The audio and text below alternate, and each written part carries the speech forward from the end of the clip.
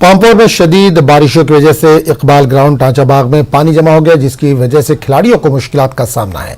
खिलाड़ियों ने बताया कि यूथ स्पोर्ट्स एंड सर्विसेज मैदान की तरफ कोई तवज्जो नहीं दे रहा है। अब मुकामी खिलाड़ियों ने चंदा जमा करके मैदान को थोड़ा हमवार किया था, लेकिन बारिश का सारा पानी ग्राउंड में जमा हो गया और मैदान झील का नजारा पेश कर रहा है। खिलाड़ियों को खेल कूद के लिए सख्त मुश्किलात दरपेश है। लोगों ने महकमे से ग्राउंड से पानी निकालने की मांग की ताकि बच्चे यहां दोबारा खेल सकें।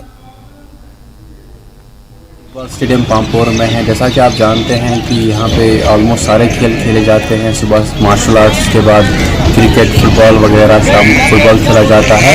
लेकिन आप देखिए आज इसका हाल क्या है। रिसेंटली जो बहुत बारिशें हुई उसकी वजह से जो यहाँ पे पानी आ गया है, इससे सारा तहस नहस हो गया। बीच टूर्नामेंट के बीच में है हम, और रिसेंटली आपको पता है एक टूर्नामेंट हमने कंक्लूड किया। यहाँ पे लोकल यूथ बहुत इस पर एनर्जी स्पेंड कर रही है फ्रॉम लास्ट 6 मंथ्स ग्राउंड को मेंटेन कर सके। लेकिन जब भी थोड़ी सी बारिश होती है तो इसमें पानी आ जाता है और फिर हफ्तों तक इसमें कोई खेल नहीं खेला जाता है।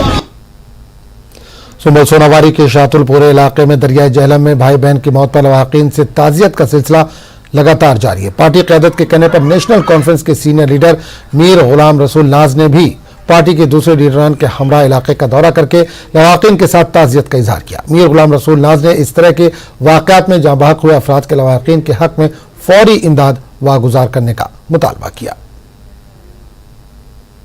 मैंने दौरा किया सुंबल सोनावारी का जो शादीपुरा है, वहाँ बच्चे 2-3 बच्चे डूब गए थे, जहाँ भाई और बहन भी डूब गया। मैं वहाँ गया और ताज़ियत उनसे की, हमदर्दी का इजहार उनसे किया। और मैं अब गवर्नमेंट से यही अपील करता हूँ, गवर्नर इंतज़ामिया से यही अपील करता हूँ कि ये लोग गरीब हैं, इन्हें भरपूर मदद किए जाए। आरती शर्मा राजौरी की पहली लड़की है जिसने कौमी और बैनुल अक़वामी सतह पर डांस मुकाबले में नाम कमाया और अब वो राजौरी के लिए कुछ करना चाहती हैं। इसने कहा कि वो राजौरी में बच्चों को डांस मुकाबले में हिस्सा लेने के लिए तैयार करेंगी। आरती शर्मा ने कहा कि राजौरी में बच्चों को आगे बढ़ने के लिए अच्छा प्लेटफॉर्म नहीं है और मैं यहाँ के बच्चों को एक अच्छा प्लेटफॉर्म देना चाहती हूँ। उन्हें डांस का फन सिखाना चाहती हूँ ताकि वो मुल्क के दूसरे बच्चों का भी मुकाबला कर सकें।